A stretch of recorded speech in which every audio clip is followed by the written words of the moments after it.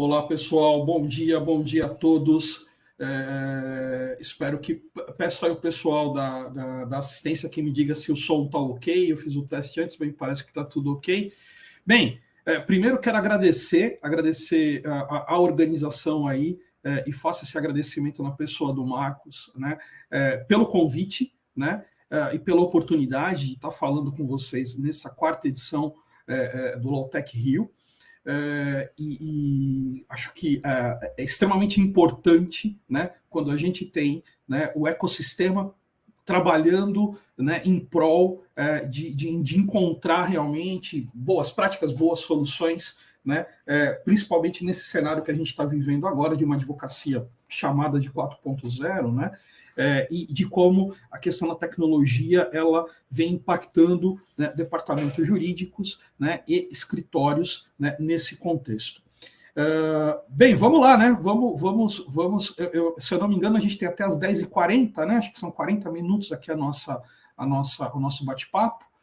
Então a gente vai aqui até umas 10h50. E aí eu peço novamente aí ao pessoal que está aí nos ajudando, nos dando suporte aí, para eventualmente me ajudar aqui com a sinalização de horário, para que eu não corra o risco de extrapolar o tempo que foi acordado.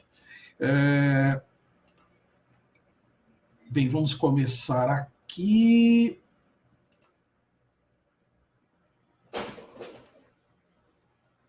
Legal, acho que já está todo mundo aí vendo aqui a nossa apresentação, né? A gente vai falar basicamente sobre o papel de uma área de Legal Ops, né, na avaliação, na seleção e na implantação de ferramentas tecnológicas. Então a gente vai basicamente discutir aqui com vocês, rapidamente, trazer aqui alguns insights, algumas ideias sobre como é que a gente enxerga esse papel, né? Como é que a gente enxerga a questão da tecnologia jurídica hoje no Brasil, né? A gente vai trazer alguns números aqui. Depois a gente vai falar basicamente de como essa área, uma área de Legal Ops, suporta, o que ela busca, né, na construção, ou melhor, na identificação de ferramentas para auxiliar departamentos e escritórios. Tá?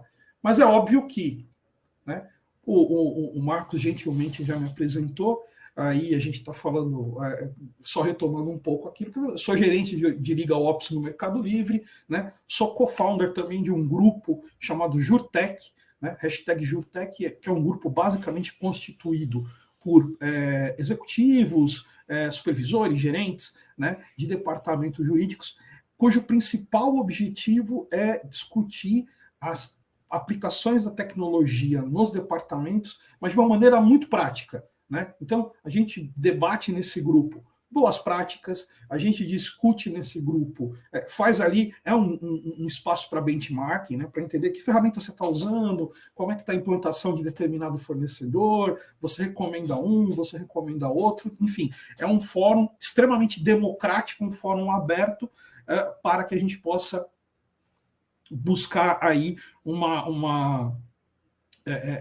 compartilhar, por assim dizer, com todo o ecossistema as experiências que nós temos, né, na utilização dessas ferramentas. Né? Sou especialista em direito civil do consumidor, né? Sou controller jurídico, e aí sou associado também à ABJ e ao CLOC, né? O Corporate Legal Operations Consortium. O CLOC, para quem nunca ouviu falar dele, é uma organização que existe desde 2016, né? E que reúne profissionais, e aqui é interessante que se diga, profissionais que não necessariamente advogados, mas profissionais focados em operações legais. É uma organização com forte atuação nos Estados Unidos e na Europa, e agora a gente começou a verificar, a ter uma maior penetração dessa organização aqui na América Latina e no Brasil. Tá? É óbvio que, para que eu possa dizer exatamente, até para que vocês possam entender a minha atuação, eu preciso aqui fazer um pouquinho de uma explicação, um disclaimer sobre o Mercado Livre, né? A empresa em que eu atuo e a empresa onde eu desenvolvi, né, e tenho desenvolvido os meus trabalhos de operações legais. Né? O Mercado Livre é uma empresa de tecnologia. Né? A gente tem ali, aqui no Brasil, Não, mas lá fora a gente negocia as nossas ações na Nasdaq, né? E é importante que se diga isso, nós somos uma empresa de tecnologia, né? Óbvio que a maioria das pessoas nos conhece pela plataforma, né? Mas o que na verdade o Mercado Livre é uma empresa que provê soluções de tecnologia para o mercado de e-commerce, né? E para isso a gente tem o que a gente chama de nosso ecossistema, né? Basicamente aí hoje dividido em dois universos, como a gente costuma chamar, que é o mundo amarelo e o mundo azul, né? O mundo amarelo é aquilo que se relaciona à plataforma, e aqui a gente está falando então, né, da nossa plataforma de venda de produtos, que acho que espero pelo menos que a maioria de vocês conheça e use, por favor, né? E aqui a gente tem alguns serviços nessa plataforma, alguns produtos nessa plataforma, nesse lado amarelo, que são agregados. Que produtos são esses? Anúncios, que é o Mercado Ads, né? Suporte a lojistas, que é o Mercado Shops, e hoje a vertical que mais cresce, a vertical que mais se desenvolve, né? Isso já tem uns 3 anos, mais ou menos, isso é anterior até a questão da pandemia, que é a área de mercado envios, né? É a nossa vertical de logística. E do lado azul, né, nós temos aí a nossa fintech, que é o Mercado Pago. Eu sempre gosto de lembrar que o Mercado Pago era uma fintech muito antes, né, uma fintech, muito antes desse termo ser cunhado, desse termo ser utilizado como vem sendo utilizado hoje, né? Nós já províamos soluções de pagamento, né, para o lojista, para quem transacionava a nossa plataforma há muitos anos, e óbvio, isso vem se ampliando de uns tempos para cá. Tanto vem se ampliando, né, que hoje nós já temos aí a nossa área de crédito, o Mercado Crédito, oferecendo créditos para os lojistas e para os consumidores. E aqui eu acho que é o ponto que a gente identifica a nossa maior vantagem competitiva, que é o nosso ecossistema. Como vocês podem perceber, a gente tem um ecossistema bastante robusto e conectado, né? E aqui alguns números, esses números ainda são números do início ali do ano, né? Para que vocês tenham uma ideia, né, do que a gente, do volume que a gente transaciona, né? A gente tem mais de 60, né, tem 6 milhões de compradores, vendedores, mas o que eu gosto, o número que eu gosto mesmo de mostrar quando a gente fala no Mercado Livre é esse 27, tá, pessoal? É o 27 e o 533, mas o 27. O 27 são 27 compras por segundo, tá? A gente tem 27 compras por segundo, não é minuto, é segundo, né? E aí, faça aí você que está nos ouvindo agora, você que gentilmente aí está dispondo do seu tempo para nos escutar, faça um cálculo, né? Quanto tempo a gente vai conversar, né? Quantos segundos isso representa e multiplica isso pelo total de vendas, né? E isso aqui a gente está falando só da plataforma. Se a gente olhar para o Mercado Pago, esse número dobra praticamente, né? A gente está falando de transações, né, pelo Mercado Pago, a gente está falando aí em torno de 52, 53 transações por segundo, né? Por que eu gosto de trazer esses números e por que eu gosto de destacar o papel do Mercado Livre como uma empresa de tecnologia? Porque se conecta tremendamente com o trabalho de Legal Operations, né? A Legal Operations ele se estrutura e se fundamenta num tripé que é de pessoas, processos e tecnologia, né? Óbvio que todos esses números que vocês estão vendo, esse tráfego que vocês estão vendo aí, né? É óbvio que isso tem um reflexo enorme no jurídico, né? Isso tem um reflexo enorme nos processos do jurídico. Porque, óbvio, gente, 27 transações por segundo, né, falando aqui só da relação direta com o consumidor, é claro que em algum momento a gente vai ter algum problema. É utópico achar que a gente não vai ter problema, né? E isso se reflete muitas vezes, né? E o melhor, se reflete não. E isso muitas vezes acaba gerando o quê? Acaba gerando uma demanda no consumidor.gov, acaba gerando uma reclamação no Procon, acaba gerando um processo judicial, né? 27 compras por segundo, né? Por mais eficiente que eu seja, né? E aqui eu vou dizer um número para vocês, até para que vocês tenham uma ideia. Hoje, a cada 100 mil transações na plataforma, eu tenho apenas 3 processos judiciais. A cada 100 mil, eu tenho apenas 3 processos judiciais, né? A cada 100 mil transações do Mercado Pago, eu tenho uma ação judicial, né? Então, são números baixos, porém, dado a volumetria, é claro que isso, quando eu trago isso para números absolutos, isso gera uma demanda muito forte. Ora, e o mesmo pode ser dito, né, quando a gente fala aqui, por exemplo, dos aspectos contratuais, quando a gente fala, por exemplo, da estruturação que é necessária para você criar um centro de distribuição no mercado para o time de mercado envios, né? Quando você fecha parcerias com lojistas, por trás disso tudo, hoje a gente tem lojas oficiais, temos a Samsung, a nossa loja oficial, a Apple, a nossa loja oficial, enfim, quando eu fecho essas parcerias, por trás disso, como vocês devem imaginar, eu tenho todo um fluxo jurídico correndo. Um fluxo jurídico que envolve contrato, envolve assinatura, envolve a avaliação, né, de todo esse processo todo esse processo de negociação, cláusulas, né? Entender ali que cláusula, muitas vezes, o parceiro quer manter, que cláusula ele não quer manter, enfim. Toda essa volumetria, ela vai desembocar no jurídico, né? De alguma maneira, seja no atendimento ao consumidor, seja resolvendo uma disputa do consumidor, seja viabilizando o negócio, seja possibilitando que a companhia continue expandindo, né, através de parcerias, através da ampliação dos seus centros de distribuição, seja discutindo regimes especiais com o poder público para que a gente possa ampliar a nossa malha, né, o nosso centro de distribuição. Tudo isso tem uma atuação muito forte do jurídico. Pela volumetria disso, é impossível que a gente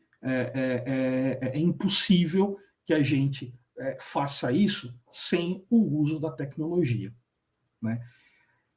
Então, é impossível que a gente faça isso sem o apoio de ferramentas tecnológicas, ok?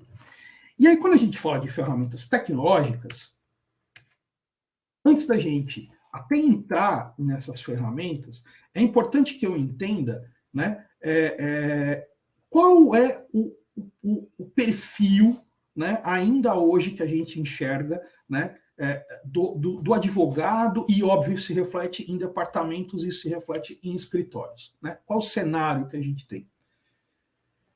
Primeiro, acho que isso, talvez neste grupo não, mas como eu sempre gosto de dizer, muitas vezes a gente tem uma visão, pode ter uma visão distorcida, porque, óbvio, há que se imaginar que quem esteja participando deste evento é um advogado, é um profissional que já tem entendido a importância da tecnologia no direito. Mas a imensa maioria dos nossos colegas ainda, né, não tem essa visão. E o que a gente pode destacar daqui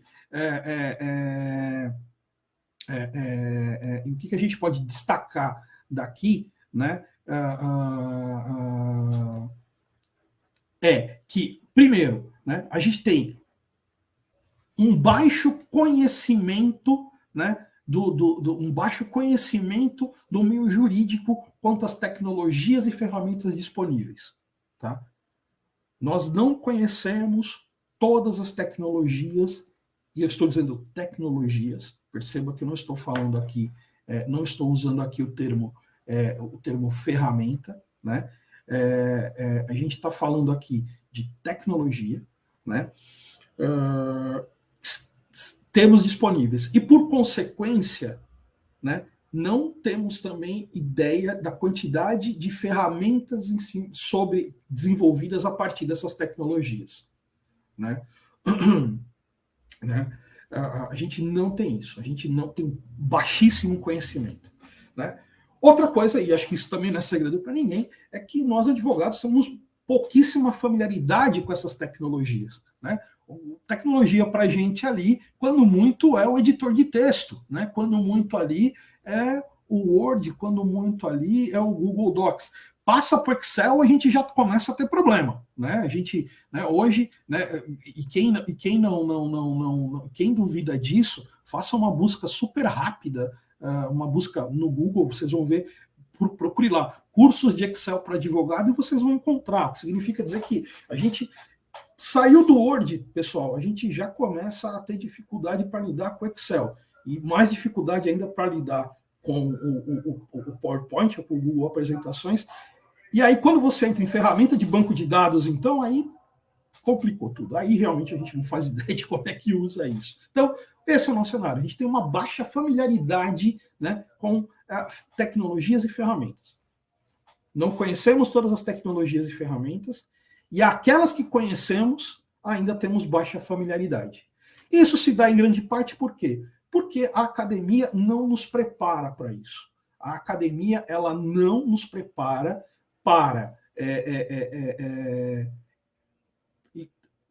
primeiro, para fazer a gestão, né? Quem principalmente trabalha em departamento jurídico sofre bastante com isso, com a questão dos conceitos de gestão que a gente não aprende e tem que aplicar quando vai trabalhar no departamento jurídico, né? E tecnologia, então, nem se fala, né? Então, a gente não tem nenhum contato, salvo uma universidade ou outra que atualmente começa a colocar ali na graduação, né, alguns conteúdos focados e voltados para a tecnologia. Mas ainda assim a gente está falando de um percentual ínfimo da maioria das faculdades de direito, né? Ok, e o que esse cenário então nos gera quando a gente vai falar de tecnologia? O que isso acaba trazendo para a gente aqui? Basicamente, quando a gente fala deste cenário, desculpa aí, pessoal, está dando aqui um probleminha na minha apresentação, ok, voltou.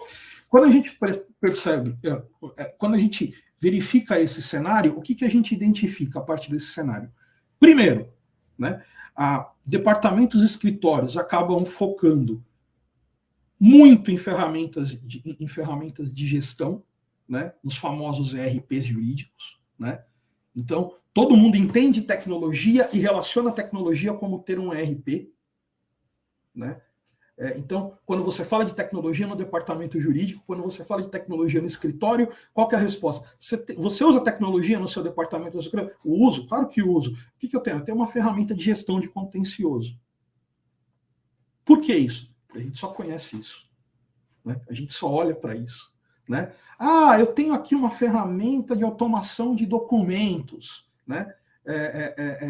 Eu tenho uma ferramenta aqui de automação, né, de documentos que me ajuda aqui nos contratos. Mas, basicamente, a gente ainda foca muito em ferramentas de gestão, né, de gestão de contencioso, né? Não temos, por exemplo, uma visão clara de ferramentas, por exemplo, de ciclo de vida de contrato, né? A gente ainda tem aquela ferramenta muito de repositório, né? A gente fala de tecnologia, o pessoal fala, não, eu tenho aqui um GED. Vocês percebem como como esse desconhecimento e essa falta de familiaridade restringe a nossa atuação, né? E isso fica muito claro e fica muito evidente quando a gente olha este gráfico aqui, tá? O que é este gráfico, pessoal? Eu confesso que eu não vi se a Gartner atualizou isso para esse ano. Isso aqui é um gráfico que foi produzido pela Gartner. Para quem não conhece, a Gartner é aquela consultoria, né, extremamente importante, né, que faz uma avaliação muito grande em relação às tecnologias disponíveis em seus diversos mercados, né, em suas diversas áreas de aplicação, melhor falando. E aqui a Gartner trouxe no ano passado esse gráfico, trazendo aqui, avaliando tecnologias disponíveis para o mercado jurídico, né? E ela faz aqui uma análise bastante interessante nos seus, vamos dizer assim, nessas 5 seções do gráfico aqui que vocês estão vendo aqui na horizontal, em que ela nos traz aqui, primeiro, aquilo que eles chamam, né, de linha de inovação, ou seja, tecnologias que estão sendo desenvolvidas, né, num forte processo de desenvolvimento, né, nesse momento. Né? Na segunda seção, você tem ali o que eles chamam, né, do pico das expectativas, ou seja, hoje tecnologias que estão muito hypadas, né, com hype ali, né, em que o mercado tem expectativas muito grandes sobre essa tecnologia.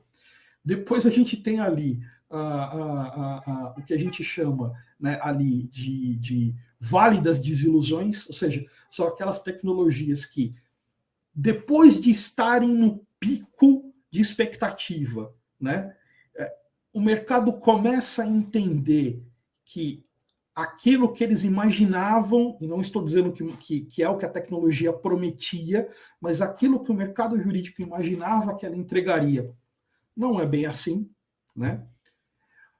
Depois a gente tem ali uma curva de aprendizado, né, que é essa penúltima curva, ou seja, ok, eu já entendi, agora essa tecnologia, ela já, eu entendi, estou entendendo melhor o que ela pode entregar, né, e até que ela vai chegar ali naquilo que a gente chama ali de um flow de produtividade, né. O que me chama muita atenção aqui, eu gostaria que vocês olhassem, olha que interessante, né? 2 tecnologias aqui que estão ali no vale no vale das desilusões, que uma delas é o blockchain, né? Pensem vocês aí, nós que somos aí antenados com o mercado, com tecnologia para o mercado jurídico, né? Pensem nisso.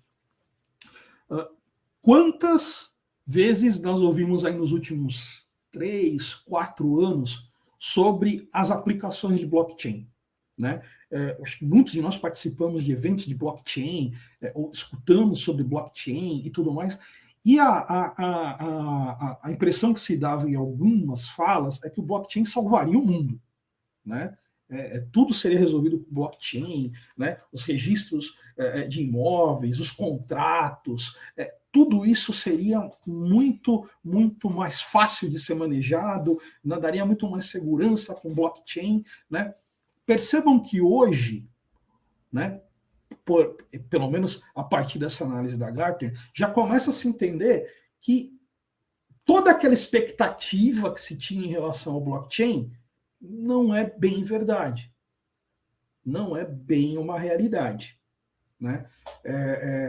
Por quê? Porque é uma tecnologia complexa, nem todo mundo domina o blockchain. Muitas pessoas têm uma dificuldade enorme de entender, de fato, quais são as aplicações, né, do blockchain. Né? E aí, quando você relaciona blockchain com criptomoeda, isso acaba, né, dando um nó na cabeça das pessoas, quanto mais na cabeça, né, dos advogados. Né? Então, você desenvolver projetos de tecnologia dentro do jurídico que tenham como base a tecnologia de blockchain, e veja novamente que eu falo em tecnologia, não falo em ferramenta, é muito complexo, é muito custoso. E hoje é muito difícil, né, ainda o advogado conseguir, os departamentos jurídicos, os escritórios conseguirem traduzir isso, né, de uma maneira clara que justifique o investimento. Outra tecnologia que, né, já começa a ir ali para esse quadrante de um entendimento mais vamos dizer assim, mais consolidado, é a tecnologia de RPA. Né? Que é uma tecnologia que a gente usa muito aqui a gente usa muito no Brasil, né? São os nossos robozinhos, nossos famosos robozinhos. E o RPA, perceba que hoje o RPA, ele ainda permanece nesse quadrante da frustração, né? Porque em grande parte nós entendemos mal, os advogados, o mercado jurídico entendeu mal a as possibilidades que o RPA traria, né? Novamente, né? Se pensou, se entendeu o RPA, assim como o blockchain, não se entendeu ali as limitações ou as corretas aplicações, né, para a tecnologia de RPA. Né? E eu percebo que a gente está evoluindo agora para essa linha, para esse quadrante, né, de entendimento, principalmente porque a gente agora está lidando com outro conceito, com um conceito mais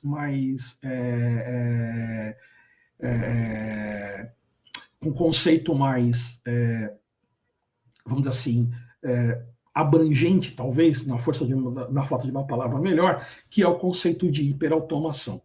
Né? A gente vai falar disso um pouco mais lá mais para o final. Mas, né, e uma outra coisa também aqui que é interessante, né? A gente olha quando percebam que às vezes eu tenho a mesma tecnologia aplicada para questões distintas, né? Então, por exemplo, hoje eu tenho blockchain, né, para segurança, né? Para segurança de dados. Percebam ali no primeiro quadrante. Blockchain hoje existe uma expectativa muito grande na utilização de blockchain para segurança de dados, o que faz muito sentido, né?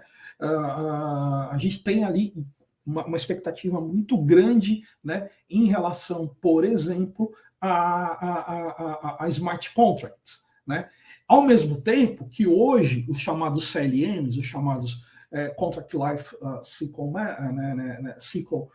Management, né, os famosos gestores de ciclo de vida do contrato, já estão entrando, né, em uma quase chegando ali, né, nesse platô de produtividade, né, nesse flow de produtividade. Né? Agora, perceba que eu falei com vocês sempre em ferramentas, ou melhor, desculpem, eu sempre falei com vocês em tecnologia, né? Olha só, Gartner mapeou mais de 30 tecnologias para o jurídico, mais de 30 tecnologias voltadas para o mercado jurídico. Pergunto para vocês, né? E pensem nisso, né? Nós sabíamos que nós tínhamos tanta tecnologia disponível, né? Tantas tecnologias, não ferramentas, mas tantas tecnologias que poderiam ser utilizadas, né, e focadas, né, para o mercado jurídico, né? Eu me arrisco a dizer que se a gente soubesse aí, talvez, olhando este gráfico, né, se a gente conhecer talvez 1/3 disso aqui, né, eu vou dizer que a gente tem até um nível de conhecimento talvez acima da média. Né? Percebam, gente, mais de 30 tecnologias mapeadas. Né? E aí, você que está indo, você pensa no seu escritório, pensa no seu departamento, o quanto dessas tecnologias você utiliza no seu dia a dia, se é que você utiliza alguma delas no seu dia a dia. E aqui, para que a gente tenha uma visão de como isso tem sido demonstrado no Brasil, eu vou trazer para vocês aqui, né? Aqui a gente falou de tecnologia. Vamos agora falar de como essas tecnologias têm se traduzido em termos de ferramentas no Brasil. Esse aqui, acho que uma boa parte de vocês conhece também, é o radar da AB2L ali. Eu acho que esse aqui é o primeiro radar que a AB2L lançou lá em 2017, né? Antes do mundo acabar. Esse era o primeiro radar que a B2L tinha, em 2017. Esse é o radar da B2L, né, agora em agosto de 2021. E óbvio, né, quando você olha para cá, você fala, puxa vida, né, a coisa realmente aumentou bastante. Né? Olha só, né, puxa, tinha essa quantidade, olha como é que eu estou aqui hoje. Né? Realmente as coisas aumentaram e muito. Né? Mas precisamos fazer uma análise aqui um pouco mais cuidadosa disso. Quando eu avalio empresas, quando eu avalio Lawtechs, quando eu avalio Legaltechs, e aqui eu vou entender que cada uma dessas Lawtechs, cada uma dessas Legaltechs está oferecendo uma ferramenta, né? E aqui, né, voltando, né, até pela divisão aqui que a própria AB2L faz, é mais fácil você identificar aqui que talvez cada uma desses grupos, ele está usando aqui um grupo de algumas ferramentas, né? Olha só, a gente teve um aumento de 227% entre 2017 e 2021. Né? Eu parti de 51 empresas ali mapeadas no radar da B2L para 167 empresas, né, mapeadas ali pelo radar da B2L. Né? Então, um aumento realmente bastante forte, né, nesse sentido. Porém, quando eu olho para os serviços que são ofertados, eu tive um crescimento só de 63%. Eu parti de 8 serviços para 13 serviços. O crescimento foi muito menor em termos de serviços, em termos de ferramentas, do que o crescimento de empresas. O que significa que eu tenho muita gente, tenho muitas empresas, né, atuando, né, em nichos muito específicos. E aqui é evidente, né, é só olhar para o radar de novo. Né? Olha só quantas empresas eu tenho atuando no segmento de ferramentas de gestão.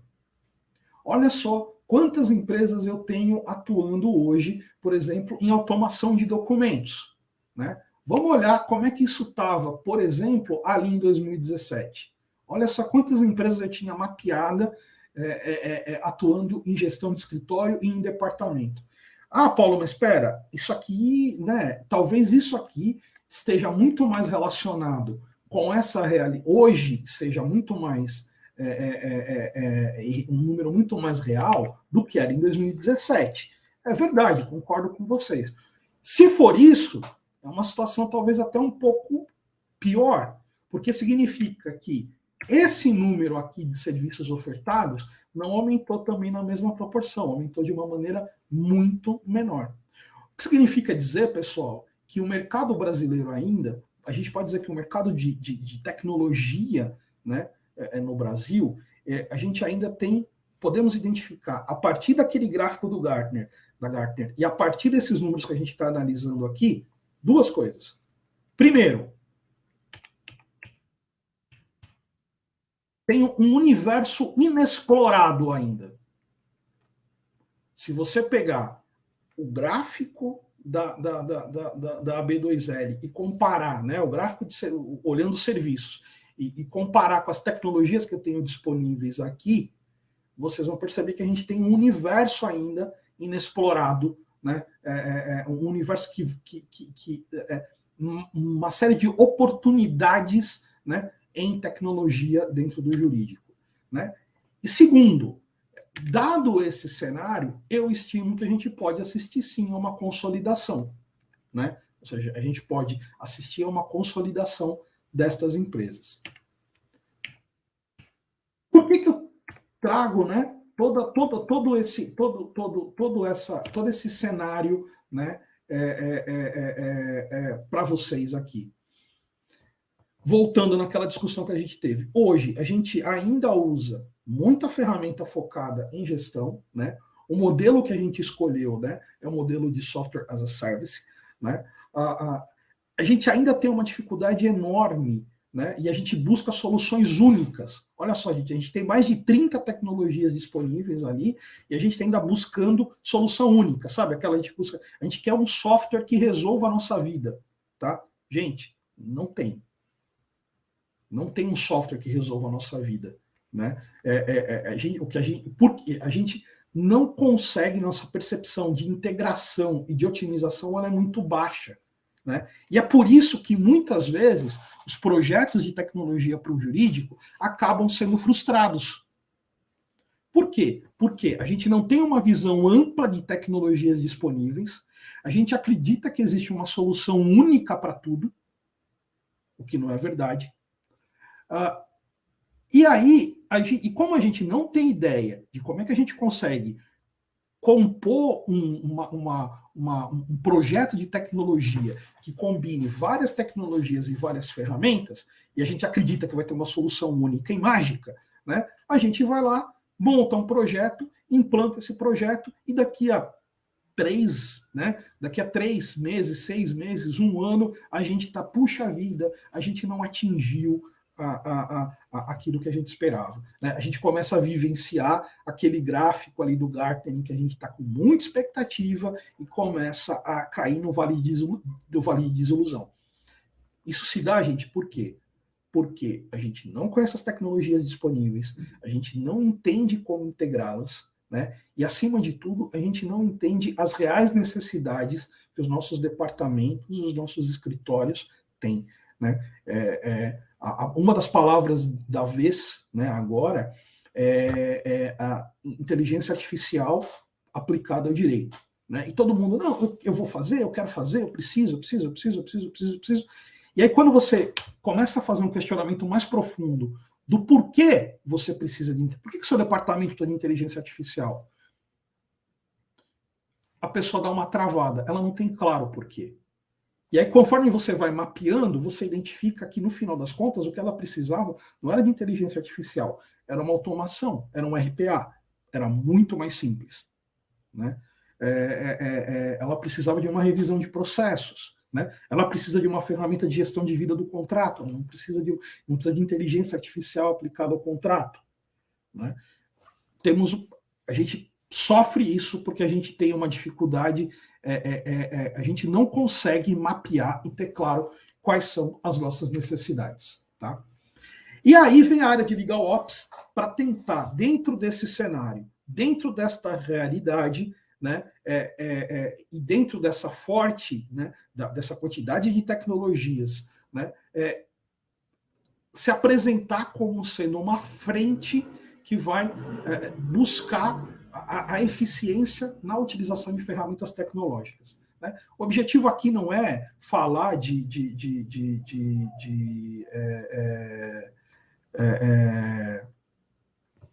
o objetivo aqui não é falar não é falar de conceituar a área de Legal Ops, né? Não é fazer um conceito não é fazer um conceito na área de não é conceituar a área de Legal Ops, né?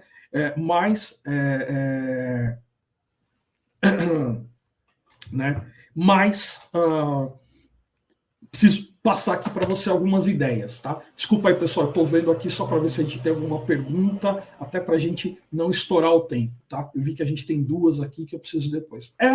Responder. É uma área especializada em gestão e operações, fundamentalmente baseada no processo de pessoas, processos de tecnologia. Sua atuação é sistêmica, ou seja, ela atua não só no jurídico, mas com todas as áreas da companhia, por isso ela é além do jurídico. É uma equipe multidisciplinar, então é uma equipe que é composta não só por advogados, né? Não só por advogados, mas por profissionais de ciência de dados, por profissionais de projetos, né? Para que a gente possa, por profissionais de projetos, por profissionais de financeiro, justamente para que eu tenha uma visão clara e sistêmica do jurídico. Né? E foco em eficiência, escala, manutenção da operação e na transformação, né, da transformação e no humano. Tá?